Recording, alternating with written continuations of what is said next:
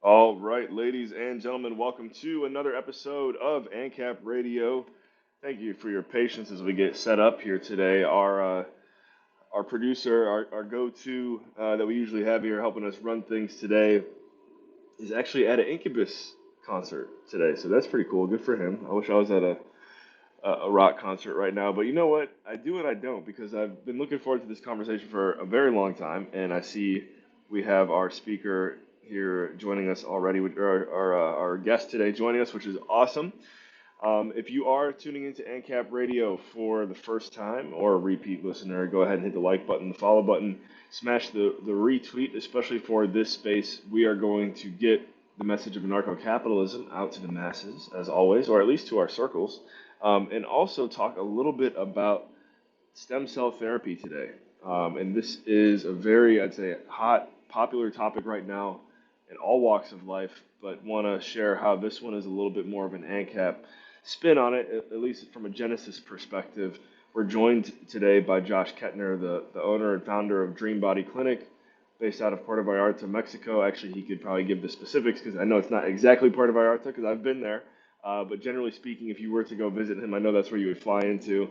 I could just go on and on as someone who's had the goodness of stem cells make an impact in my life. So we're going to talk about that today, but then also, where does the line between what Josh is doing and freedom cross, or just a better life cross? So with that being said, Josh, it's great to have you here. I don't know if you had a chance to really check out ANCAP Radio before today. We've been rocking for about a year now. We've had some really solid guests, some really solid sessions. Jeff Berwick, who is our original connector, he's been on here several times with Doug Casey, and really looking forward to diving in here with you today to hear one, just kind of your background and story. And I don't know if you officially call yourself an ANCAP or a narco-capitalist, but I know you're kind of running in that realm. So, before we even dive into any of the medical stuff today or whatever you want to call it, Josh, how are you? And could you just tell us how did you first becoming a man who thinks for himself? We'll put it that way. And you are on mute right now. There we go. All right. Oh, let me help you out. Looks like you're muted again there. There we go. Unmuted. And I just realized, Josh, if you are tuned in on desktop right now, you might need to go into your browser's settings because we cannot hear you. Or get a device, get your device pulled up. So feel free to just start talking whenever you get it figured out there, Josh. But right now, just so you know, we can't hear you. So I'll kind of continue on my story and how I got to know Josh. And then again, you can hop in here once you get that figured out on the back end. So again, I first saw Josh on, I want to say actually not really got to think about it. I believe he was on one of Jeff Berwick's Anarchast episodes. And I know Jeff had gone up there to Puerto Vallarta, probably not too far from where he's at in Mexico, to get some treatment. And I'm like, this is really interesting. And I went and checked out the website. I saw all the things that they were curing and that they were treating at Dream Body Clinic. Let me see if I can get you back up here, Josh. But and if you guys go to their website, dreambody.clinic, you'll see what I'm talking about. I mean, especially the amount of diseases that they've been able to treat, maybe even use the word cure, that we've been told traditionally are not curable. It's very impressive. And so I just heard the little noise that you're back up here on stage now, Josh. So you want to try it again?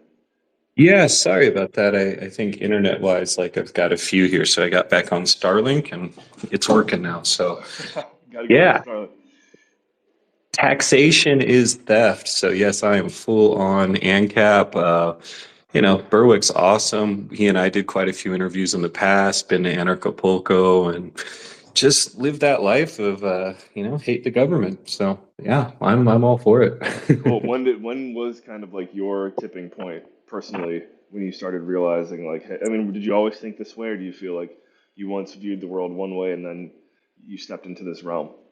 Yeah, I mean, at first, I was probably would have been more, I actually thought politics mattered, I guess, growing up and stuff. I thought everyone was kind of crazy, like, none of it really made sense. Yeah. Oh. And, I would have leaned more right wing back then.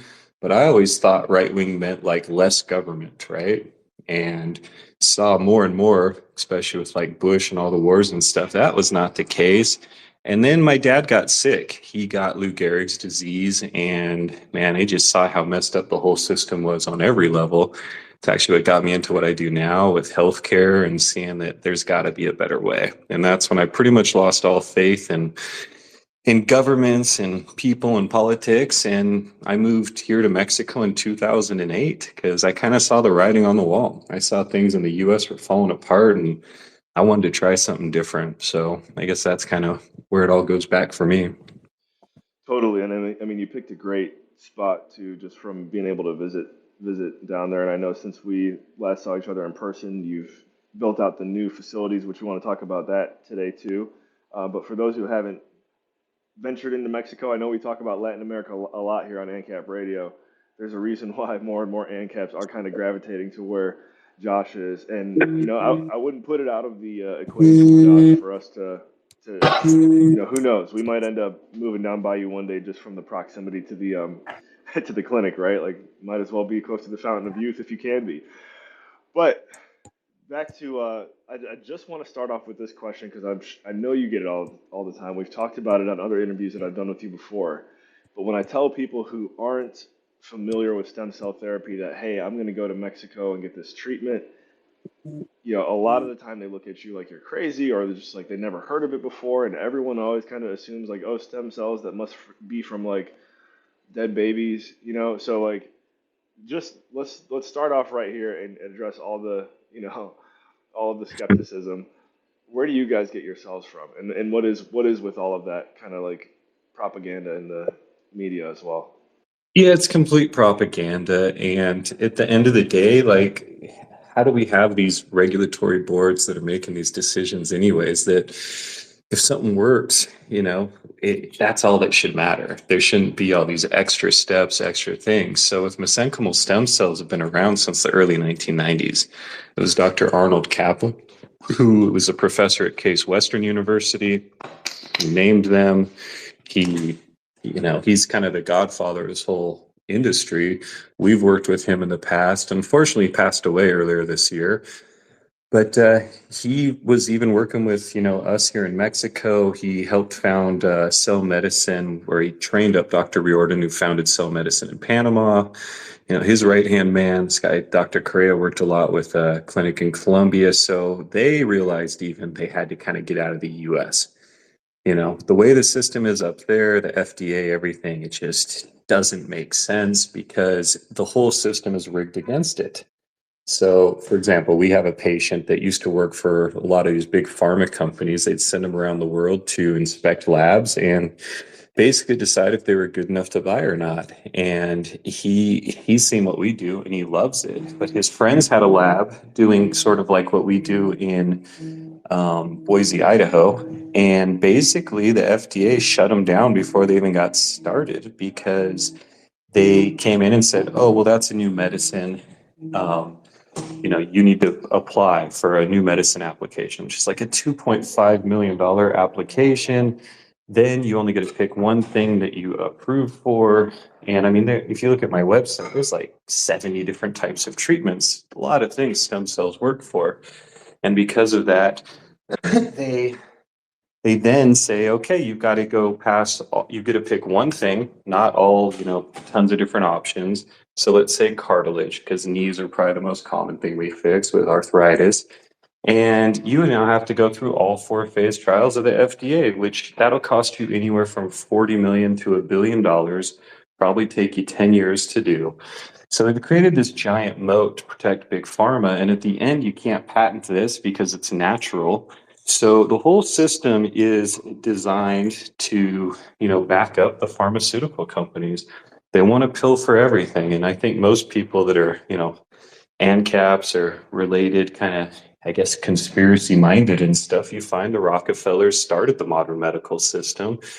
They were losing their monopoly on oil, and they found that they could make a lot of medicines out of petroleum and took over the university programs and gave us the allopathic medical system we have today, which they kind of sell you this lie that there's a pill for everything, and there just isn't. If you can find a natural way to do it, it's the best thing. So we use a cell that's naturally occurring in your body. We simply replicate that cell, and its job is to seek out inflammation and guide the healing process.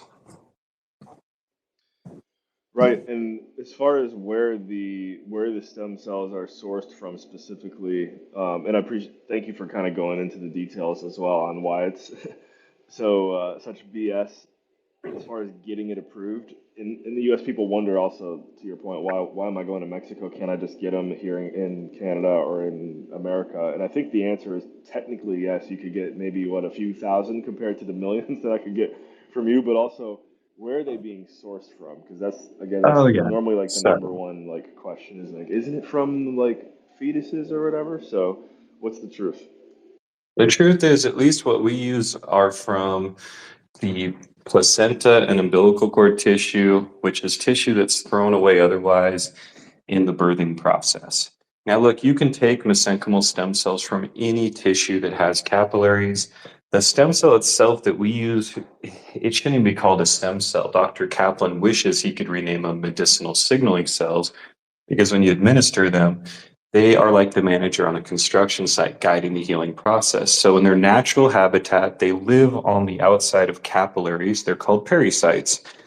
And they hang on, they look like a little octopus wrapped around, and they come off, they seek out inflammation, guide the repair process. So there's nothing unethical about this. Like we could take a biopsy of your muscle, Adam, and we could isolate the stem cells, we can inject them in me. There's no risk of rejection. They lack what's called HLA, human leukocyte antigen. That's the marker that tells your immune system if it's your tissue or not. So yeah, no babies, no aborted babies, no fetuses, none of that stuff. We're just taking it from the youngest, healthiest tissue we can because those cells will replicate the fastest in the lab and they've had minimal exposure to an immune system. So they work incredibly well at reprogramming the immune system because they haven't had that exposure or developed those bad habits. So we fix a lot of autoimmune diseases. They send out these cytokine signals that essentially reprogram the immune system. It's like hitting the factory restart button.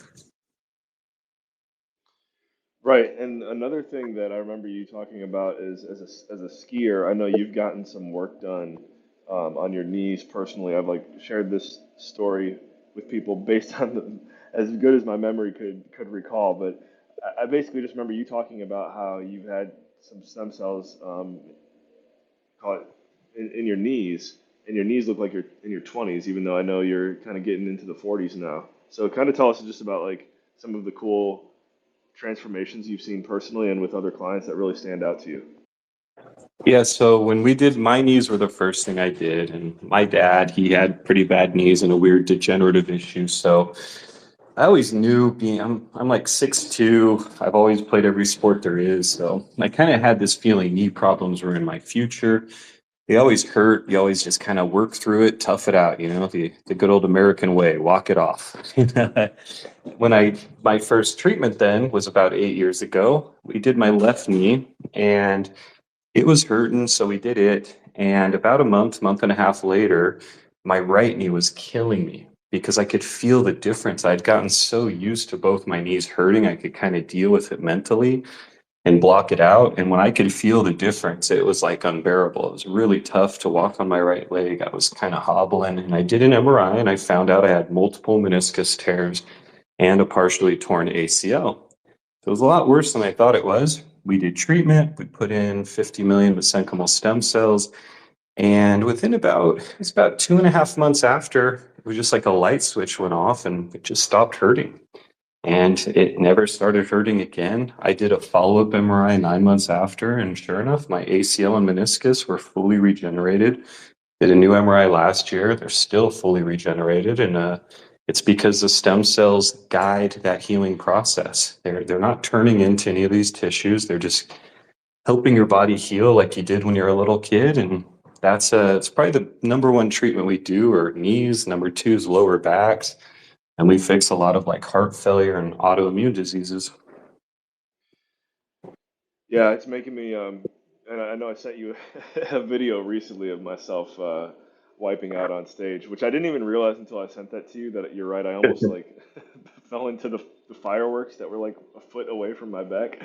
But Jeez. so I'll be getting down there soon. I gotta do you a favor and make sure I get an MRI before I come this time, just so you can kind of know um, how to approach the scenario. However, I just found out because you got the new facilities and you guys are just crushing it and helping so many people just kind of we'll just say regenerate their lives. Am I right? Is there you guys have an MRI? What do you call it? Like a machine there, or what are the Yeah. facilities looking like? Yeah, so we basically built our own hospital, bought it 2 years ago, moved in just over a year ago, and yeah, I had my new MRI machine arrived in port 3 days ago to Veracruz from Italy, and it will be here, they're telling me, in about a week, and then it'll take a week or two to set up, but we've got the lab here on site, we've got the MRI here on site. So now we have everything on site. So it's just much easier because we do all the transportation for patients. I've got 8 full-time drivers, and right now I've been working with another lab, so we're like driving around town. Now it's all here just in one spot, nice and easy. I love it. I just want to remind everyone who's just tuning in now or on the replay, we're with Josh Ketner of Dream Body Clinic. You can go to his website, dreambody.clinic. It's down in the thread below. Head over to their Twitter as well. Give them a follow. All that good stuff. We're going to be going live for about another 45 minutes. And in about 15 minutes, we are going to open up the floor for callers. So if you do have questions, comments, anything, just get ready. We are going to open up the floor here soon. But yeah, Josh, one thing that definitely stands out about Dream Body Clinic, stem cell therapy in general, but again, just through the connection of knowing you and knowing others who have gone there and the trust built, like it's just so awesome to see.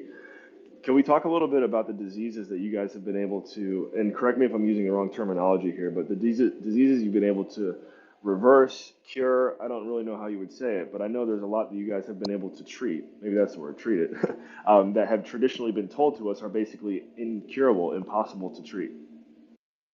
Yeah, so I don't like to ever use the word cure because, things can come back, and it gets a little bit tricky there because a lot of these things you need the regeneration. Like, if you can always wear them out again, like my knees, for example, like I could wear those out again, I could hurt myself again, and I'll need treatment again. So I can't quite call it a cure, but I can say, hey, I can get you back feeling good. With autoimmune diseases, I mean, pretty much any autoimmune disease we can treat. There are certain ones like type 1 diabetes seems to have a genetic component. Stem cells can't help genetics, but we've got a lot of patients with ulcerative colitis, multiple sclerosis, rheumatoid arthritis, Hashimoto's disease. I mean, the list goes on. It's a very large list of autoimmune diseases.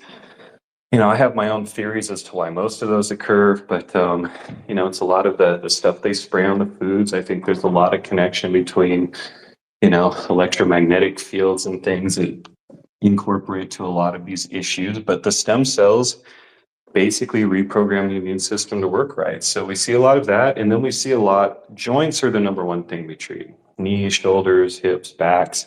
We can regenerate those tissues.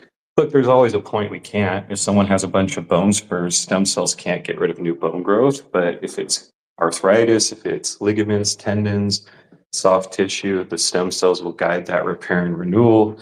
Sometimes, if it's really bad, they might need a second treatment a year later, but we really do our best trying to make sure that these are one and done kind of treatments. And then we treat a lot of organ health diseases. We're seeing so many people that are having heart issues after getting like the COVID jabs. Just all age ranges. That's the scary part. I mean, guys in their 30s all the way up into like their 70s in heart failure. Unfortunately, we've been able to fix their hearts with our IV treatment. We've seen a lot of like liver cirrhosis, that we've been able to regenerate livers, a lot of kidney failure. In fact, the COVID shot, we get a lot of end stage kidney failure calls last year. And that doesn't happen. You don't just go from like good kidneys to end stage. And I'm not getting those calls anymore. So it kind of tells you what happened there, unfortunately. But Right. Wow. That does say yeah, a lot. so yeah, I mean, we're kind of in the thick of it for a lot of like what happened through COVID, and getting some real world data as to like how that has affected people. I mean, we're getting like, had a guy from Israel last week that came all the way over because he's getting a forum with like over 50,000 people. It's the most vaccinated country in the world. and almost everyone is having long COVID or these COVID vaccine like side effects, and they're desperate for something. And the governments, as always, are just making the situation worse. They're not offering any solutions, and it's terrible. Yeah, yeah, and that's, I mean, we haven't really, I don't know if you and I have gone super deep on the kind of COVID aftermath on any of the interviews that we've done, but also a lot of the interviews we've done, there hasn't been enough time to really see a difference between then and now. And so, really, what you're saying is you're seeing a trend of certain things that you guys are treating that were never really an issue prior to COVID. Yeah, I mean, things that were an issue, but typically in like, older people, like heart failure doesn't usually happen until, most people at late 50s and over. I mean, we had a patient from Canada that was 31 like last month, and I always ask them like, "Hey, did you get the COVID vaccine?" And it's always a yes when they're basically they're under 50. Every heart issue I've dealt with has been under, COVID related. And I ask him this too. And Wow. my brother he's a firefighter in Las Vegas. We've treated almost the whole Vegas fire department. And they find a lot of people, passed out or in issues. And the first thing they're asking them now is, which arm did you get the jab in? Left arm is almost always heart related. And it makes sense. It goes right to the heart from there. And right arm is almost always lung and kidney related.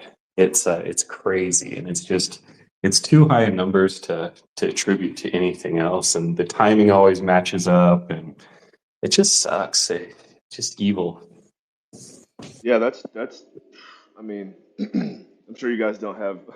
You got bigger things to focus on than putting out a report of the data that you've collected from that. But it's just really mind blowing and a reminder to everyone out there to pay attention to even these little things moving forward, because I'm sure there will be another attack on on mankind at some point that seems innocent at first. As I mean, I don't know. I never really thought COVID was innocent from the beginning, being an ANCAP, but it's just these little things you got to pay attention to. I've got one more question for you here, Josh, and then I do see one of our co-hosts, our co-founders here on ANCAP Radio as well. Dave Henderson's joining us. So, Dave, I do want to kick it over to you in a moment, but I want to talk, Josh, about some of your clientele. And I know there's a lot of clientele that you have that you're not allowed to talk about because they've asked for privacy. But I'm just curious, professional athletes, how many have you worked with? Because there's guys out there, think of like Tom Brady or even LeBron James who've just had these incredible careers where their bodies have lasted compared to others forever. Do you think that are they getting any stem cells, any HGH? Like what's going on there? How have they been able to last so long Yeah, I naturally? mean, Or do you think they're I, go ahead. I mean, look, you mentioned Tom Brady. Like we have not treated him, but one of our patients, he played college football with his buddy Gronk's like dad, so he was in contact with them, seeing if they wanted to do something. They go to some facility, I think, in Atlanta, where they're doing either the frozen umbilical cord cells, which you can do stem cells in the U.S. The rule is you just can't culture them, meaning expand them. So, it's unfortunate. They're still getting stem cells, but maybe not quite as good. But I do have kind of firsthand knowledge that they are doing it. Tiger Woods, one of our patients, works with him, and he has gotten stuff down in Florida. So these guys are doing it. They aren't getting the best information on, what's out there. We've had a lot of pro football players kind of for human growth hormone. They didn't come to us direct. They sent kind of surrogates, and it was actually a guy who works for one of the cyber crimes divisions in New Jersey told me that. We've had a lot of retired pro athletes. I mean, they're all beat to hell from their careers and stuff. But I haven't really focused on the pro athletes, the celebrities, because we're more of a boutique thing. We treat about 150 people a month. Oh, looks like your mic might have cut out there, which I know it does that when you got an inbound phone call sometimes. So, Yeah, oh, there we sorry. go. So Yep. yeah, so I was just saying, like, basically, like, even if we do get those kind of people, we don't talk about it, and we're not asking them to advertise. Some of these other guys that do what we do, they're relying on these pro athletes and celebrity type people, and I don't ever want to do that because I could care less. First off, like I love to play sports, hate to watch them, but you end up like you're getting too many, I guess, normal people. Most of our patients, they think more like we do, more ANCAP, more don't trust the government, all of that. I'm not trying to be mainstream. I don't see the point. Yeah, I agree, and I know Dave is sympathetic to that as well. One thing Dave said to me was he was working in Toronto one time, and I think it was when the Blue Jays were in the World Series, and he asked all of his fellow Torontonians at the time. He's like, "So how many players on this team are actually from Canada and from Toronto?" It's like, "Oh, you mean this whole team has a bunch of American players on it? You guys are going crazy? Okay, cool. Just wanted to check." So, Dave, you're on mute right now, but I'm sure you came up here with some thoughts or questions. So good to have you here with us, and I'll hand it over to you for a moment. On, thank you, Adam.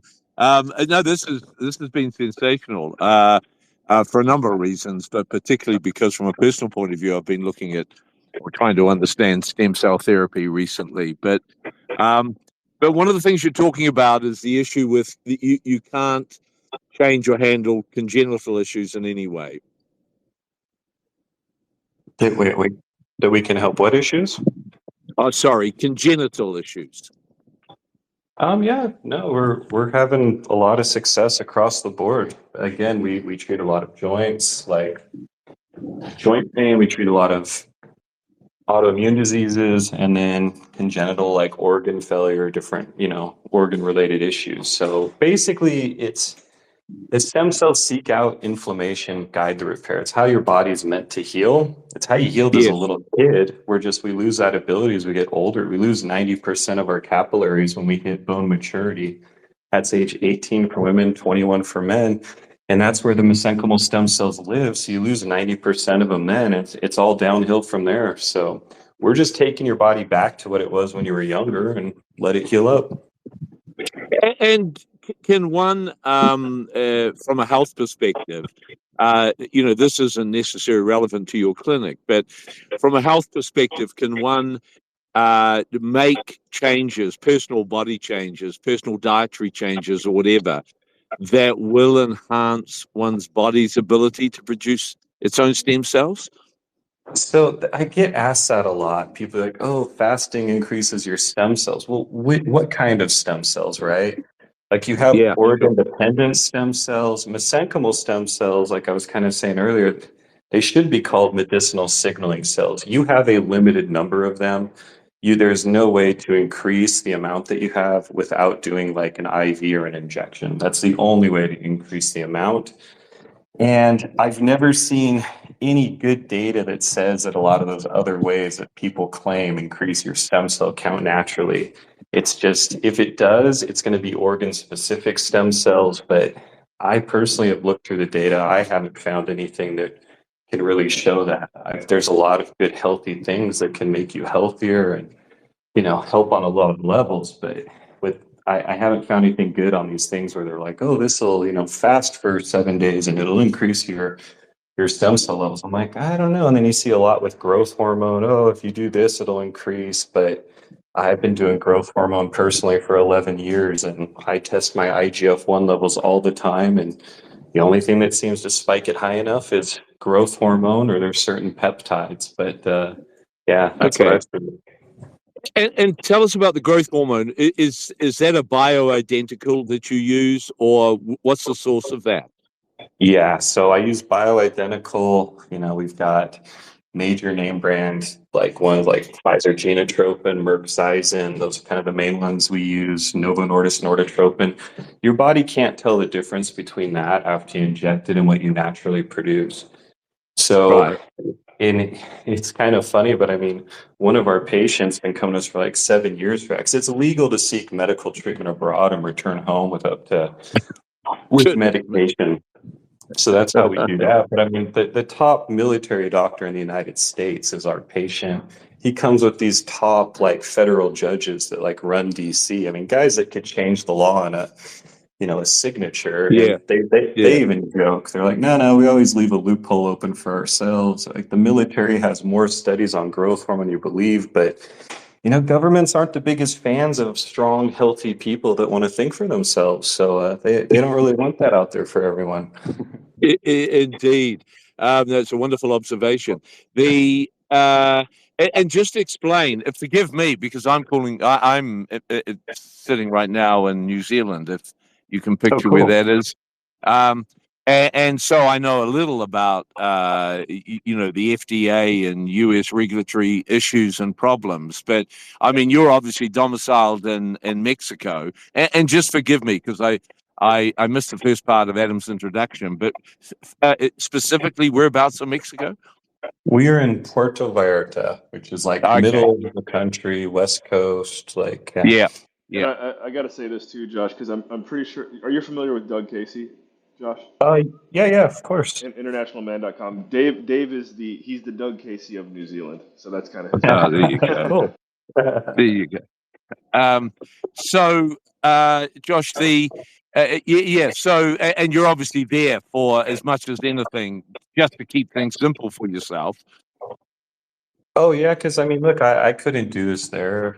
I'm not a doctor. I always let everyone know Yeah. that, but Sure. I've spent the Yeah. Yeah. past decade. We've been in business for 11 years, researching, learning this. I got in because my dad had Lou Gehrig's disease. I saw how messed up the system was, and I've got three amazing full-time doctors, six nurses. I've got two cardiologists that work for us part-time, an internist, and two anesthesiologists. I mean, we have a big medical team, three biologists, and they get to critique like what I ask the questions and make sure I'm telling everyone the right stuff. I'm just kind of the mouthpiece, but we've Yeah. got an amazing medical team that helps us with that. And I think that's why we can help more, because inside the system, like, it doesn't work. Like, I remember that's kind of why I got going. There's I don't know if you ever listen to like Tim Ferriss. He does Sure. it's Sure. yeah. So I remember he was going to go back to he was going to go to med school, and even all his friends, PhDs, were telling him not to because they told him he could do way more outside of the system than in, and that kind of stuck with me. And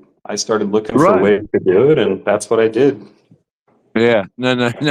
Med school doesn't do anyone any good, by my observation.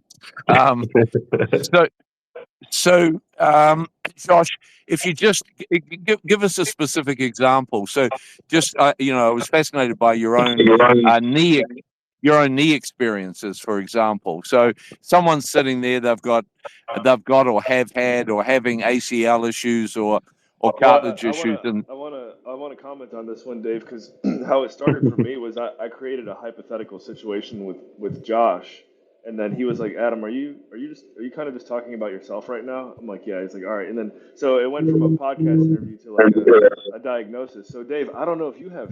I'm just gonna throw that out there. If you have any part of your body that you want to have regenerated or healed, that's my recommendation. oh, most of it, Adam, but.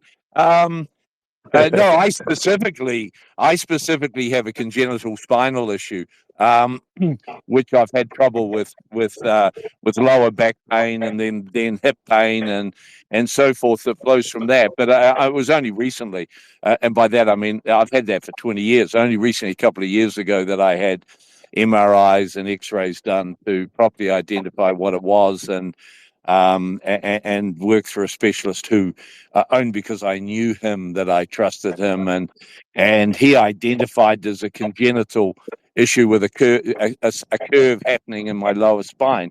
And of course, he offered to operate, which I have no interest in whatsoever. But I mean, that is so abstract what I've just described, for which I apologize, Josh. But Yeah. um, I mean, if you can Well, reflect on I that can just break as an that down. example. That's actually a great example for something I would, we go out of our way to explain what we can and can't do. So if you've got a curvature in your spine, stem cells aren't magic. They're not going to realign your spine or put it back into the way it should be. And Sure. it sucks because that curvature is going to forever put pressure on it the way there shouldn't be, and it will start to degenerate either discs or tissues in the area. Now, we can help with the ligaments, tendons, the muscles, discs in the area, but if the spine is out of alignment, it's always going to come back. So we might give Yeah. you temporary relief, but we're not going to solve the underlying issue. If you had herniated discs and everything else looked fine, well, now we're talking and we could probably help you out. So yeah, we can't fix anything mechanical and we can't fix anything genetic. Those are those are big limitations for what we do. Yeah, I get that. So what you're saying is you can fix the side effects, if you like, of that congenital degeneration. Yeah, but it depends how bad it is. If you have like a Yeah, pretty severe like scoliosis, I'm going to tell you it's probably not worth coming.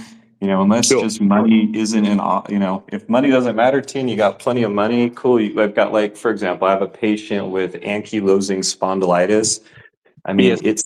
it's permanently degenerative. It's genetic. He's never going to get rid of this issue unless they create some gene therapy or something. But the guy was like ready to off himself. And I've got a great video testimonial up. He comes to us at least once a year, does treatment, and that keeps the pain away enough and regenerates enough that he can get on to the next year. But he's either going to have to keep doing that every year the rest of his life, or you know, just deal with it, unfortunately. But, Uh, so we have sure. limitations.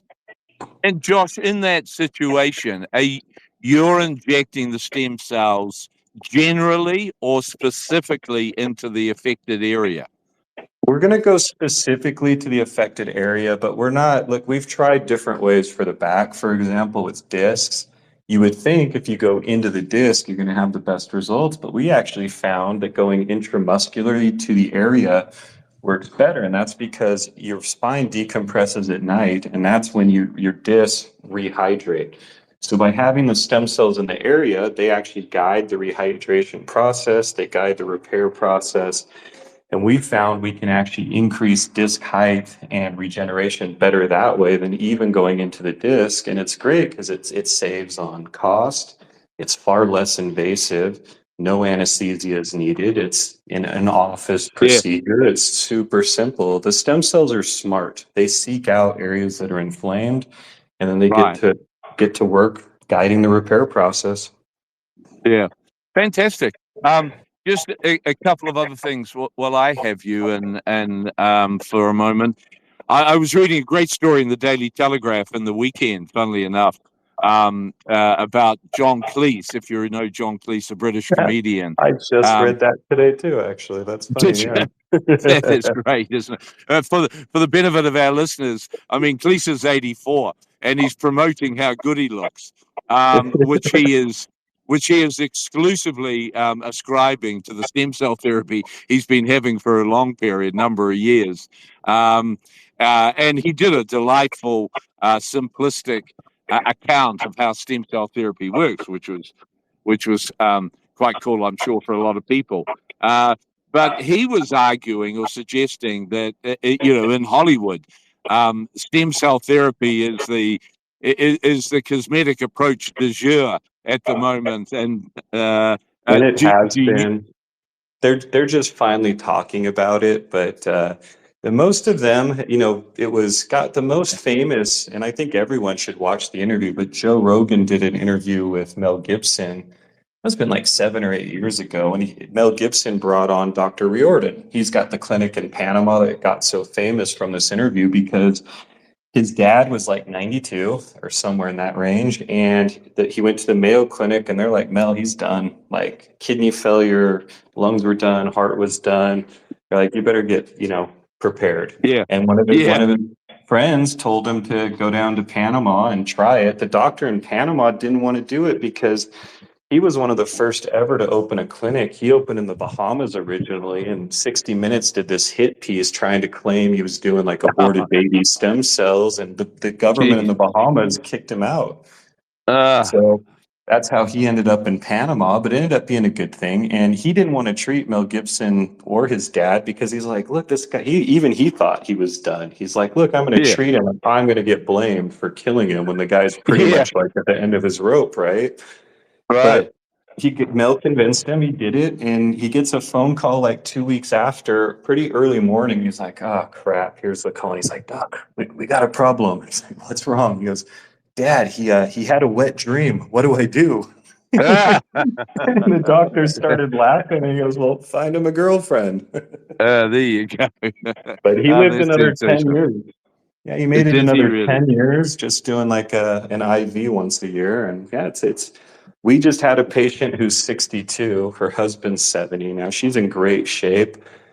She's done our IV treatment every year, 100 million IV every year for the past 4 years. This is her 5th year. And she did a DNA methylation test to check her biological age, and it came out at 27. Her Wow. husband, Good. Wow. yeah, her Uh, husband is 70, and they both eat the same. They're both in great shape, but his came out at 85. Now he's fixed his knees with us, but he'd never done the IV, so that pretty well convinced him to do the IV with us. So yeah, that's hilarious. it's really good for anti-aging, and yeah, a lot of Hollywood has picked up on that.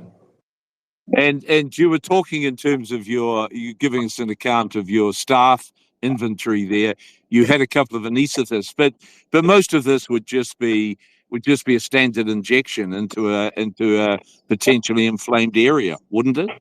Yeah, and the only reason we have the anesthesiologist isn't for anesthesia. It's because we do a treatment for brain health. There's a lot of studies that back up that if you do what's called an intrathecal treatment, where you go into the spinal cord fluid with the stem cells, they can travel up the spinal cord fluid to the brain. They can help with neurogenesis, neovascularization. They help fix the brain, basically, right? And it works unreal for stroke patients. We've had a lot of patients that have had partial paralysis from strokes. They do this treatment, they're back walking, they're back like moving, their face picks up, like it's incredible. Same with traumatic brain injuries. So here in Mexico, only neurosurgeons or anesthesiologists are allowed to do that treatment. So they come in for those treatments. It's a crazy treatment. I've done it twice, and it's after my first one, like I started remembering dreams again, which I hadn't done before. And I mean, it definitely helps with Right. memory. And that's why we have those specialists for treatments like that. And Josh, you have to tell us what your biological age is. Yeah, you know what? That's a great question. I'm in talks with the lab up in Canada right now that I'm going to order. You know, we're just putting the final touches on our new lab. It should open here in the next couple of weeks. So I am going to order a kit. We've got about 40 employees, and you know, maybe a quarter of us have done stem cells, mostly me, the doctors, some of the nurses, but we're going to have everyone do a DNA methylation test. And then we're going to do Right. 3, 6, 9 month, and 1 year follow up. So we have just some internal data and we should be good. But I'm 41 and I have zero pain and feel great. So it Oh, seems well to be done. working. Hey, and Josh, just tell me about the HGH, the human growth hormone. I Sure. know in New Zealand you can get a prescription from a doctor, we'll say Oh, in New Zealand for HGH, and I think it's administered just with an EpiPen, and people do it yep. on a daily or weekly or bi-daily basis or something. So what Daily. do you do that's different to that? Nothing. And it's just you're very lucky to live in a country where you can get it because most countries, like in the United States, Canada, UK, Australia, like you could only get it if you're a little kid that isn't growing tall enough, or Right. if you're an HIV muscle wasting patient. And the only way a healthy adult can get it is if you had like a pituitary tumor and you have no Gee, pituitary gland function. So, gee. the but there's a new study that came out. I think they're in like the 4th phase of it, but it's called the TRIM study, and it's all of the patients were taking growth hormone with metformin, and they've conclusively proven it reverses age. Now the second study is called TRIM-X, where it's metformin, growth hormone, and DHEA, which is the precursor to testosterone, and they're Sure. seeing even better results. So I've been on testosterone and growth hormone for 11 years now. I started when I was 30 because at the age of 30, your hormones start to fall off a cliff and growth hormone every Indeed. decade. Yeah, Yeah. growth hormone declines 10 to 20% every decade after 30. And you know, they'll tell you the scary part they'll teach these doctors in med school is it increases IGF-1. insulin like growth factor 1, which is Yeah. produced in your liver. Well, that helps repair tissue. It helps slow down the aging process. It helps cells to replicate faster and more efficient, which is really the opposite of cancer. But they try to scare people that it's going to cause cancer because there are certain types of tumors that will feed off of IGF-1. But the Sure. thing is, you would have to know you had cancer and keep taking it. And even then, there's nothing to prove it would make it worse. So that's how they scare people away from it. But all of the Right. new studies coming out are showing it slows the aging. Well, it kind of speeds up aging fat first because it speeds up cell production. But after about a month, it puts a huge hold on the aging process. So most people in Hollywood, again, has been using this for, decades. Like Sylvester Stallone Yeah, is probably I the remember biggest Stella. advocate of it. He got Yeah, caught in Australia. And I mean, he can you did. imagine like being ballsy enough to raid Rambo's jet? I know. I know. And then he got caught subsequently in his hotel, and he was trying to flush it down the toilet. And I mean, you think of the insanity of that just from a personal, moral Yeah. perspective. Here's an adult who understands these things, and the Australian government's telling him he's got to get rid of it. I mean, it's just surreal. But anyway, sorry, Josh. I just had to have that No, it's philosophic moment. insane. But like testosterone for men's the low hanging fruit, right? That's the just feel Yeah. better, more energy, sex drive, all that. It's a base male hormone. But then growth hormones, like the icing on the cake, like it doesn't, it's slightly anabolic, not enough to matter. But what's cool, and the reason they give it to like HIV muscle wasting patients, and why we were looking at it for my dad when he had Lou Gehrig's disease, and they wouldn't give it to him because in Seattle, where I'm from, they said it fell under the Anabolic Steroid Act. It's not a steroid. And Right. it maintains your muscle. So when you're Yeah. on growth hormone, just at like a low dose, I do like 2 IU a day. It's like I'll go work out for 2 months. I'm feeling really good, strong. But I don't know if you've ever done this. You take 2 weeks off and you lose all that muscle. Right. So Right. when Right. you're on growth hormone, that does not happen. You just Right. flatline, you hold the muscle. So it's like you never have a retrace and it's just, up and to the right forever. Yeah. Hey, Josh, so with your patients who obviously can't get a script for it in the US, we'll say, and I'm assuming predominantly your clients are from the US? We get mostly US, then Canada, UK, Australia. Those are probably the Okay. the Okay. top. Yeah. Okay. That's great. And if a patient was coming to you and you guys determined or decided or agreed to administer HGH, Um, you would do that just as a one-off shot? I mean, do you find these people coming back monthly, quarterly, annually? Oh, so that's how we started. We started with growth hormone, and then it was 8 years ago we got going with stem cells, and that's because ANCAP all the way, and I think everyone should know this, especially if you're an ANCAP, but it is your human right in any country, any law, to seek medical treatment abroad and return home with medication. The only Yes. difference is the dose. The United States has 50 dose units. So what I Yes. do is it doesn't specify what a dose unit is. Well, we write a really high Yes. dose, and we write it for Fantastic. 50 days for a dose that will actually last you a year. For Oh, Canada, fantastic. for Canada and the UK, it's a 90-day supply, and that's most of the world is 90-day. We just write like 8 IU a day for Yeah. 90 days, and Yeah. that's Yeah. 2 IU a day for a year. Now, if you Yeah. go too Yeah. high, it looks like intent to distribute. So we Yeah. Of found course. if we send people home with a year supply, that's kind of like the peak kind of they can take Yeah. home. And Yeah. screw their stupid rules. It's like it's Oh, so no, no. dumb. Oh, no. No, no, that's very civilized and well done. And those people are just administering, as I suggested, with an EpiPen with a vial in it. Is that right? Yeah, so the Pfizer Genotropin is like already built into it looks like an insulin pen and you just Yeah, administer from right. there. And most of Yeah, them have pens. It's like an insulin needle. It's 2 centimeters long. You don't even feel yeah, it. yeah, yeah. Okay, that's sensational, Josh. Well, more power to you, and that's a very inspiring story, and a delightful example of someone creatively and sensibly and professionally stepping outside and in a very constructive, meaningful way, defeating the insanity and the immorality of the state. Yeah, and that is the goal. And we just have to be careful because, actually one of our patients that was here last week, he's been with us for many years. He's kind of semi-retired from NASA intelligence, right? So the NASA Yeah. has their own version of the CIA. And I mean, he sends me stuff he's not supposed to sometimes, which is awesome. But he confirms a lot of these things that we already know, but most, normies just think is conspiracy. But he's like, he goes, look, they're based in Silicon Valley.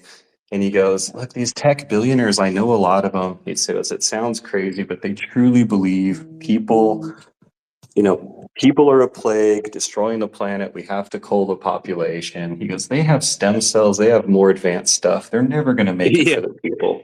So he goes, don't get too big. Don't get too on the radar. Help who Sure. you can. But, you have to Sure. play within their rules, which I hate. But if you Yeah, of read the course. rules Yeah. and, know how to push it as far as you can. Well done. And just on that point, Josh, in terms of what you want to do commercially with your operation, I mean, do you have aspirations to expand it beyond its current geographic location or to grow it there? I'd love to, but it's really tough. Like, I mean, this isn't the sort of thing I can just scale. Like, I'm here full time, and it really doesn't work right if me and my wife aren't here doing everything. Yeah. Yeah. And expanding hasn't been the goal. My goal has been to stay more boutique so that we can help the people that can, because we've got these other clinics like in Panama and other places, and I mean, they literally charge like 8 times more than we do for the same exact thing. Their cost is Yeah. exactly the same, but it's, Yeah. they're focused on all these celebrities who get the treatments for free, believe it or not. Not, all their patients are paying for it. I don't think that's right. So we treat 150. We could probably get up to like 250 if we really wanted to, but it's not really our goal. It's like you want that Great. balance of like life, helping people, meaning, and that's where we're Yeah. at. We're very happy with where we're at. It's very affordable to live in Mexico, Yeah. and we get to help people, and it's fun. I love it. And I bet you derive great satisfaction from the success stories that you produce. Yeah, it's the best part when you get the people calling you up, showing how it changed their life. I mean, there's nothing better than Yeah. that. Yeah. Or having a wet dream. Exactly. All right, We'll Josh. have to Well, I'm going to let our buddy Gert know about Josh, Dave, right? there you go. I'm sure we got a lot of people that we need to let know about Josh, Adam. But thank you, Josh. I'm going to hand you back to Adam. But well done. More power to you, and you keep that up. And you may see me as a visitor there, as a client there one day soon. Yeah, we've had other people from New Zealand. It's a hell of a trip, but we've done it. And thank you for spreading the good ANCAP message. Thank you. Yeah. Yeah, Dave, I posted in the thread below. So Josh isn't too far. Is the popular beach there Playa Bucerias, Josh? Yeah. We're in a little town called Bucerias. We jokingly call it Little Canada because I think there's more Canadians than Mexicans here. But it's a great little beach town, sort of a suburb of Puerto Vallarta, and it's I don't know, it's a great spot. Beautiful beaches. We joke it's like cheap Hawaii. We get all the same weather, same beaches, and better food. Indeed. Great. Yeah. So next 5 years, Dave, we'll put it on the business plan. Have a studio for ANCAP Radio in Playa Bucerias. I got an extra office. You guys can. There we go. I got room. Love it. All right. Well, we are going to wind it down here again. If anyone tuned in with us live, if you did have a question or a comment for Josh, now is the time. Josh, I do want to pick your brain here on the future of Dream Body Clinic. What would you say you're most optimistic about for just like the next 3 years of running the company? Well, I mean, now we're going to dig into some more research. Like we've had our own lab for a while, but we finally built a new one here on site, which makes it easier to just be there and do all that. So hoping to put out some really good studies, there's a few things in the future that I've seen with stem cells that I think will be able to help a lot of things, like with wound repair and other ways. So I mean, it's so funny because it's supposed to be like the future of medicine and all advanced, but it's really kind of the past of medicine. It's how your body's already supposed to heal. We're just figuring it out finally, and I think that's what we're going to find more out with it is just ways to make it, better and better, and that's what's exciting for me. You mentioned gene therapy earlier, and that's just a phrase that I've heard thrown around. I really have not looked into it at all. Is that becoming more talked about? Is it something you've looked into, or is that kind of Oh yeah. pushing it too far? So, look, gene therapy scares me because genetics, like, it's kind of like the COVID thing, right? They use all this mRNA gene stuff, and you know that if you change your genetics, there's no going back. So I have a friend, Dr. Jason Williams, with williamscancerinstitute.com. This is like the smartest guy I've ever met. He's curing cancer like crazy here in Mexico, has clinics up in the US too. But he invented the most advanced gene therapies in the world. His company is called BioViva. This lady, Liz Parrish, runs it. And, I know all of them. And these things cost like $250,000 a pop to do. And they can change your follistatin, which affects your myostatin inhibitors. That's what Dr. Williams has done. And think he's like 51 or so, and he doesn't look like giant jacked, but he looks like he works out all the time, and he doesn't have to because when you affect follistatin, if your myostatin inhibitors don't kick in, you retain the muscle. So it's fascinating stuff. And they're doing other stuff like clotho and other gene therapies that are, their goal is to bring the price down eventually, but these are like permanent gene therapies. And the alternative that's really famous right now is minicircle.io. I've met Matt Davis, super cool guy. In fact, he helped set up the first Anarcho Poco. He's actually in that. I met him 2 years ago, right when that documentary came out on HBO. And it was like the day after I met him, I'm watching that show on HBO, and he's in it. And I'm like, I message him like, Mac, is that you? He's like, yeah, man. So but he That's great. invented these temporary gene therapies. So same thing, he did follistatin on himself, and he was really skinny. He told me he had the lowest bone density of any guy they'd ever scanned, like his age, and now he's above normal. And these gene therapies only last like a year and a half, and have a kill switch built in. So if you take a cycle of tetracycline, which is a common antibiotic, it like turns it off. So it's coming. It's not Yeah, going to be that I'm much. looking at minicircle.io right now. I just posted it in the thread here as well. And you're saying he's an ANCAP too? Oh yeah. He got funded by Peter Thiel, and he moved everything. They do all the research in Roatan, Honduras, because it's in that economic free trade zone. Providencia. That's exactly why he did it there. He's a huge ANCAP. He's a super cool guy, and he's trying to get this pushed out there, and there's a lot of people doing it now. He invited me to go do it. It scares me. I don't know. I chickened out. I didn't do it.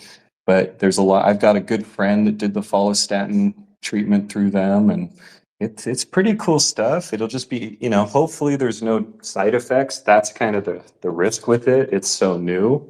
Who knows in 5 years if there's any feedback loops or anything, but yeah, that's the way medicine's going. The gene therapies are beyond fascinating and beyond scary because, who knows if you create something you can't get rid of.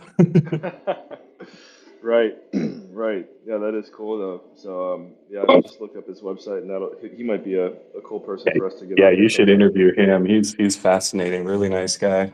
Yeah, and I like that he kind of found that loophole there in Honduras. Haven't been there, but I know a lot of people who've gone there, so that makes sense too. All right, so we're gonna wind this one down. Thank you everyone for tuning in again with us live or on the replay. If you haven't already, hit that like button, hit that retweet button. This is ANCAP Radio. Before we sign off, Dave and I am gonna ask you to unmute again here in a moment too. But starting with Josh, our awesome guest, just share with us and our audience what was your really your number one key takeaway from today's conversation.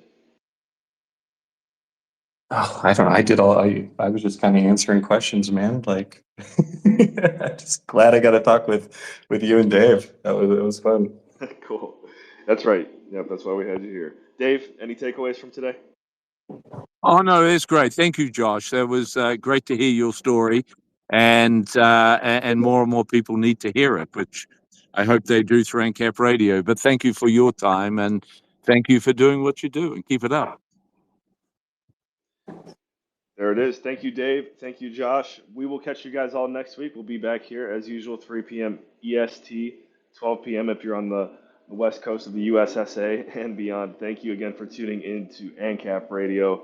We'll see you in the next episode. Take care.